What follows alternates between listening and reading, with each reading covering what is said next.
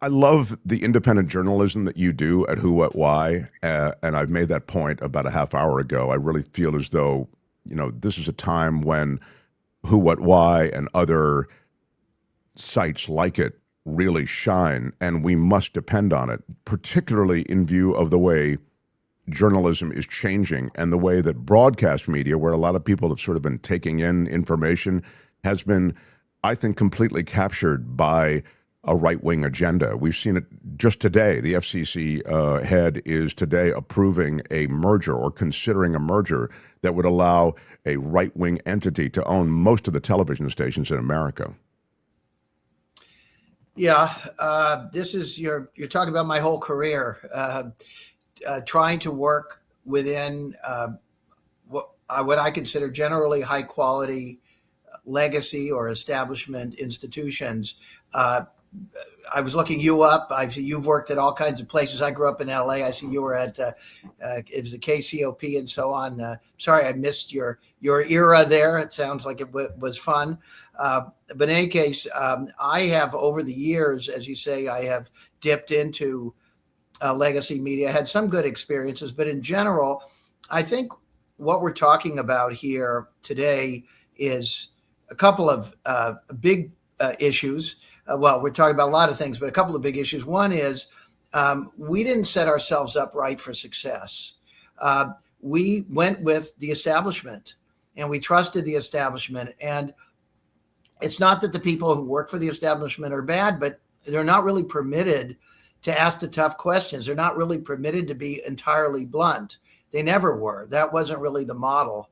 And so how do you now, when we have this incredible emergency on our hands, this really, really scary, dark situation, this curtain coming down, it seems, we're still counting on them to sort of get us out of this, whether it's them or it's the members of Congress, many of whom are establishment figures themselves, often wealthy people who were basically able to buy their seat. So we're in real trouble because we didn't create alternative institutions. We didn't support alternative voices. I can tell you even today, people like the work we do, but we struggle to keep the lights on, even today. And people say, you do great work. And then they say things like, well, got to go. I'm heading off on vacation or, I've got my new startup or whatever, which I understand. But things are really, really grim. I come from a background. My mother's family survived the Holocaust. And, we're headed in that direction. I personally covered the Hutu Tutsi massacres in Central Africa in the 80s, and I covered the fall of Ceausescu, the dictator, and the fall of the Berlin Wall. I lived in the former Yugoslavia, where you had another genocide. And Mark, the issue is that, well, there are a couple of things. Number one, there are plenty of people in any society who are problematic, let's say, morally. This is something we don't talk about.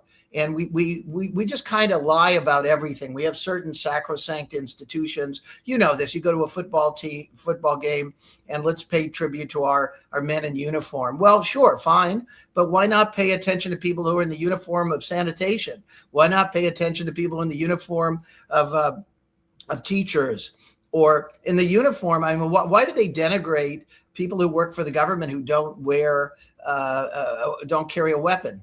Why are all these other people not respected and honored? And so we have basic problems with this kind of thing. Nobody speaks up about that.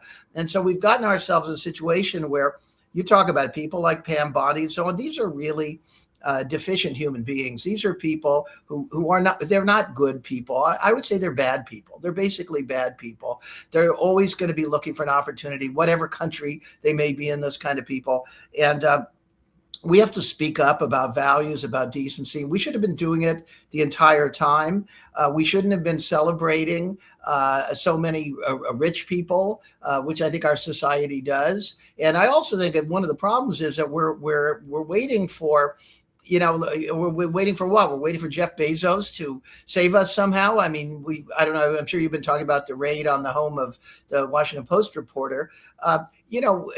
Obviously Jeff Bezos should not own that paper, but moreover, we shouldn't be in a position where we're sending him our money every single day. There's a lot of work to be done here to fix this society. That's the long-term stuff. The immediate stuff is crisis right now, and it's not going to be the fancy people who are going to lead us out of this. It's going to be people like Mark Thompson. Honestly, it's going to be people like you helping guide people, advise them on things that they can do. Obviously, we need people to be a lot more shook up than they are, and not just I appreciate all the people going out about ICE, but we need this all over the country. We need people to rearrange their lives for a little while and get out there. If we could have a general strike, that's what I think we need. We need a general strike, and we all stop doing what we're doing, and we get out in the streets for days and weeks and months, and this thing will end.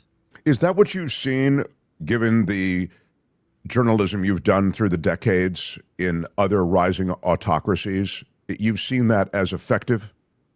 It worked. It actually worked, but it worked. You always had a handful of very brave people. They were usually unsung. They were ordinary people you never heard of. I still remember being in East Germany before the wall came down and going to the home of a pastor.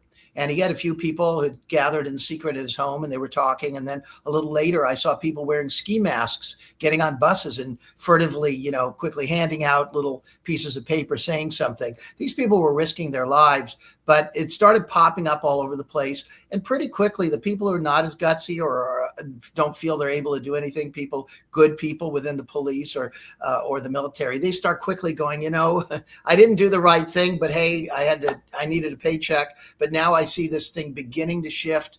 I better start talking to my own colleagues and think about what we ought to do, because this kind of change has to take place. And we need people in the government. We need people in the military. We need people in all these institutions to get with the people.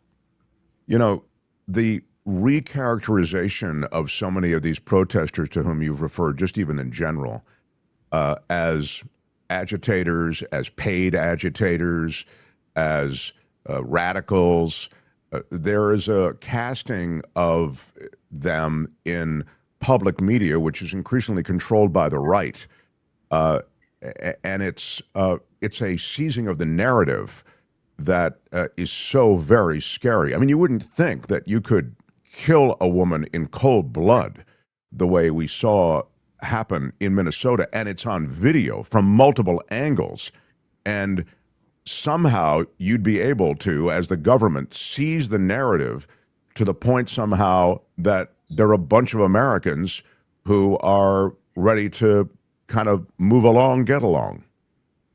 Yeah, well, Mark, you're really looking at a situation where, I mean, if you and I were to just watch Fox News, I think they are persuasive of their viewpoint. Their viewpoint may involve lies and deceptions, but I don't know that we can criticize the people who are soaked in that, because that's what they know, and they believe that those people wouldn't lie to them. The truth is, doing the lying, I mean, it's Rupert Murdoch, it's a whole bunch of investors, it's various companies that are partners of theirs. We don't talk about these people except for little activist groups. Nobody really talks about who are the people at the top at Fox who's invested in, who advertise there. These are the people who are enabling this false reality. And apparently not in any way motivated by a sort of moral imperative, I guess is what I'm getting at. Well, not at all. And how do we invite these people to live such good lives and commit essentially the crimes that they're committing? I am very much for calling out the wealthiest, most powerful people in this country on a continuing basis, and I don't see anybody doing it. Well, you did a book all about that. I mean, your book really details the most powerful families in America and their grip on government. You talk about family of secrets. Yeah, exactly. Yeah. But right. And that was, of course, the Bushes and all of their allies. And people now say, well, they weren't bad in retrospect. No, they were bad in retrospect. They were really, really bad. And they were the precursor of what we have today. They made all this lying possible. They deregulated. They did all the things that set us up for a perfect storm. So let us not. They should not be let off the hook. But I think anyway that we do need to know who these are. I've actually made an effort in the past year. I've had the opportunity to be invited into some fairly exclusive places where I've been getting to know some of the very wealthiest people in the country and talking to them. And, individually, they try to make a case that they're decent people. But when you talk to them, you can see they don't know that much. They don't know more about what's going on than we do. I mean, this is really, really scary. People with tremendous big companies, tremendous resources, you start talking to them and they do not know more than we do. They certainly aren't smarter. They aren't more soulful, but they have all of these assets and they're scared themselves and they're trying to kind of go along and do whatever they have to do to kind of keep their piece of the pie. The work you do at Who, What, Why is associated with both journalism and opinion pieces. And there's an opinion piece up right now from my old friend Klaus. The only way to prepare for Trump is to expect the worst. And Klaus references acquiring Greenland, which is, of course, implicitly breaking up NATO, right? And he goes on to talk about the way in which Trump, in his imperialist flex, is changing the face of America and changing the face of the world. I mean, this is all happening in the first year of his presidency. I wonder if you could speak to that, particularly because of your background reporting from different places across the world and seeing different governments interact with America historically. This moment in time feels quite unique. It's totally unique. We've never seen anything like it in the entire history of this country. I wrote a piece about that issue, and I'll just go right to it. Trump is, in fact, mentally ill. He is mentally ill. He can't even control himself. And unless we deal with the fact that he's mentally ill, I think a lot of the other people, I've been talking to the psychologists and psychiatrists who look at these folks. I think a lot of the people in the cabinet can be considered to have various kinds of mental illnesses. They're all different. But when you have a bunch of people who are mentally ill, you're not going to appeal to them. You can't. And so the question is, they really shouldn't be there. That's the issue. And, they shouldn't be here. They are here. Somehow they were elected. And that puts us in a difficult position because there, as far as I know, there is no sanity clause, pardon the pun. And I don't know what you do about that exactly, but I think there are a lot of people who are not mentally ill, who are in government. There are a lot of people who are not mentally ill who are in business. And I think there are a lot of people who are not mentally ill who are in the military. And also, by the way, in the FBI and in police departments. And I'd like to know what these people are thinking and doing. I don't know if you have those kinds of people on your show. I'd love to see people being interviewed, former heads of FBI bureaus. They're retired. I'd like to hear them. I'd like to say, well, what do you think about what's going on at the FBI? And what are you doing about it? Are you talking to people who are in there now? Where is this thing going? Because that's where the only change can come, when it's some people on the outside and some people on the inside talking and saying, this is an emergency we had not anticipated. Yeah, I think one of the things that I'm really chilled by, Russ, is the fact that many of these people to whom you've referred, I'm talking about the ones who are in government now, and it might apply to people who have left government as well from supervisory positions, they're cowed by the fear. I mean, there is a real effort to bring government down on people quickly. This is the reason he's cowed an entire party. I mean, these guys were talking about Trump as a bigoted idiot. Publicly, they were talking about him that way. On the campaign trail, we played a bunch of stuff from Marco Rubio and all the rest of his cast of clowns, and they were very much almost jihadists against Trump. J.D. Vance was one of them. And now, I believe, Vance, I think, motivated, and Rubio probably in this case, motivated by personal gain and personal agenda. But others in government, very much fearful of the kind of violent flex that he and his followers can bring upon them.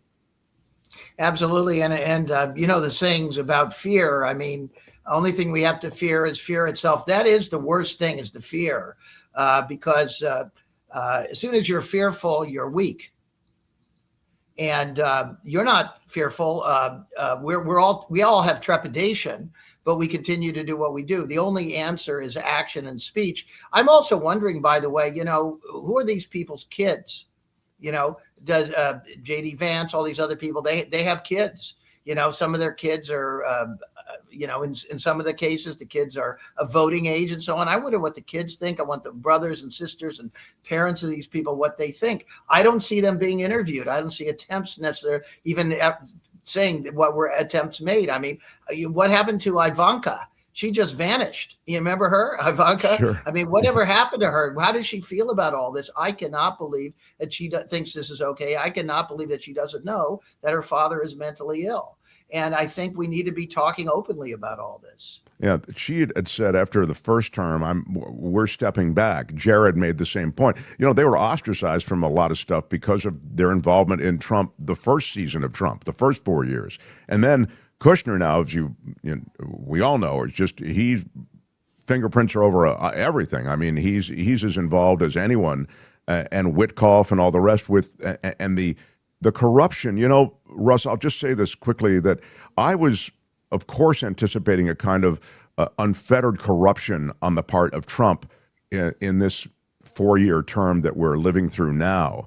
And on one level, I thought, I guess it's just kind of baked in.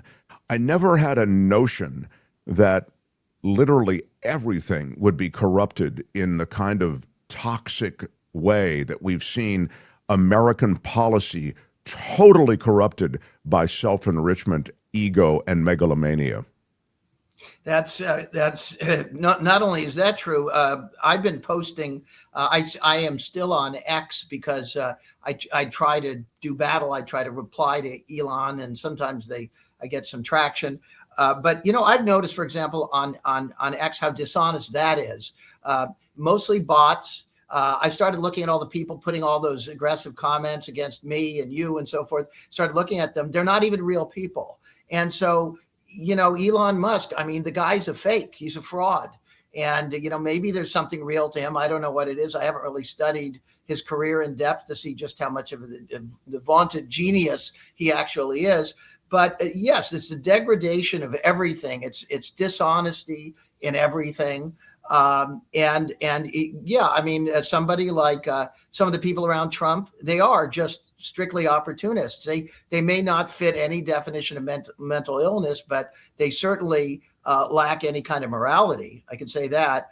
And I wonder why aren't we talking about Jared Kushner constantly? I mean, why is he not being held accountable on a daily basis? You could have they had a clock with the hostages, when all the hostages were released. You could have a clock. How many days since Jared Kushner started participating in this corruption?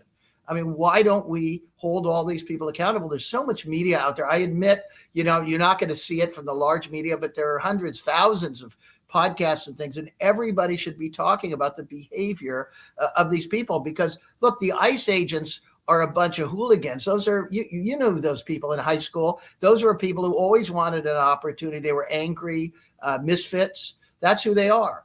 And maybe a few of them just desperately need to put food on the table, and that was the only job they could get. Okay, that's not a good thing either. But it's not about those people. It's about the Jared Kushners of the world and the compromises that they are willing to make to get ahead and to stay ahead. Well, and the kind of aggressive violence that we've seen from this private police force is really what I want. I understand it's publicly funded, but it's really operating at the discretion of Trump, Nome, et cetera, with their directives.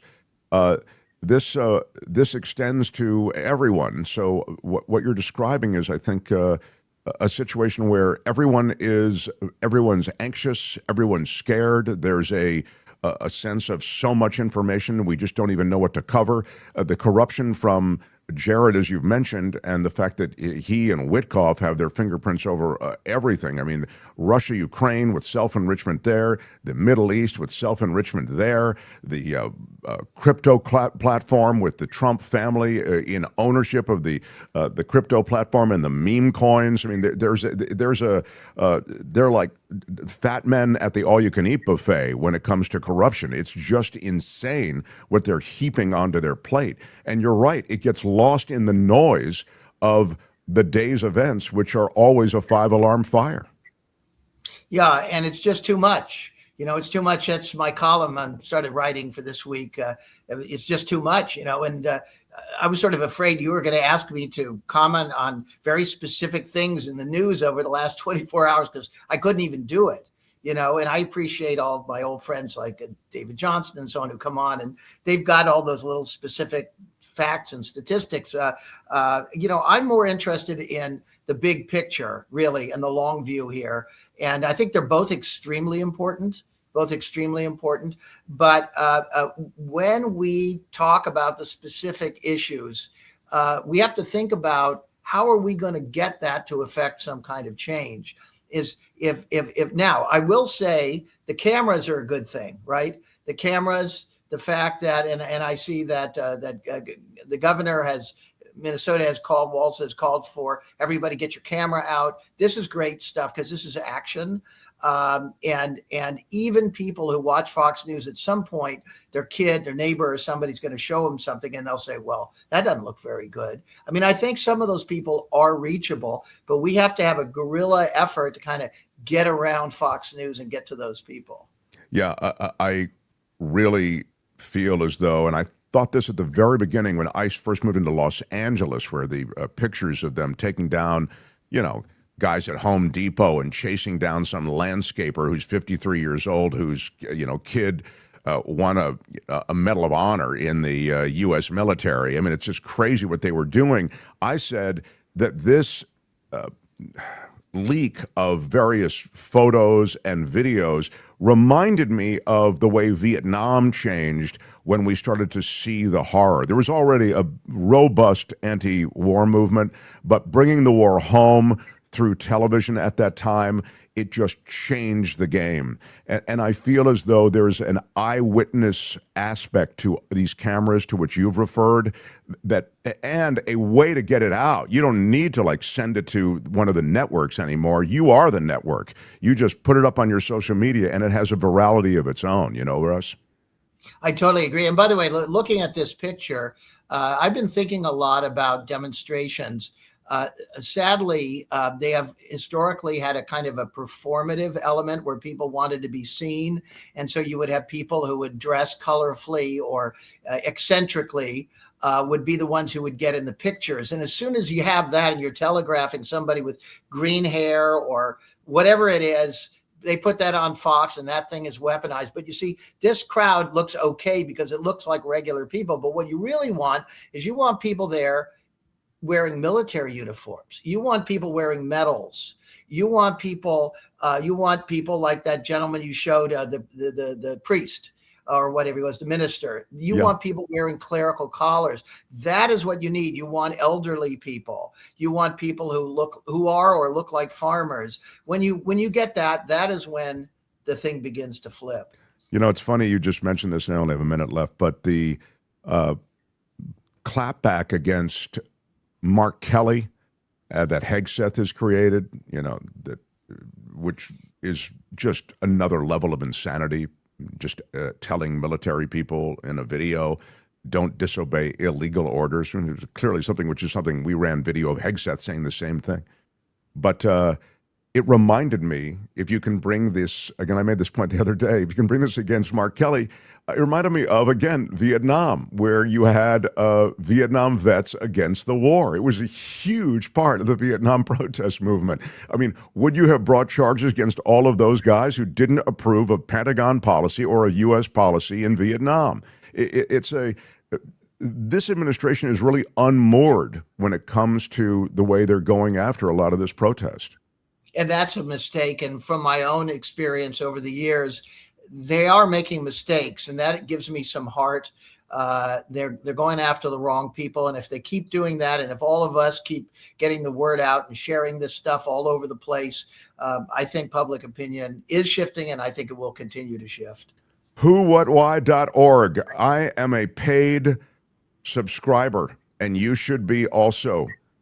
Keep them alive and keep that great journalism and the great opinions you'll get there going. whowhatwhy.org. There's a link to it under this video, and there'll be a link to it under the breakout video of this video as well. Hey, Russ, I hope you'll come by again, man. I'm just a huge fan, and thank you. Anytime, and I appreciate what you do, Mark. Russ Baker, everybody. Right on. Hi, it's Mark, and I thought that was great. Hit the notification bell. You'll know whenever there's a new video being dropped, and please subscribe to our channel to help us save the universe.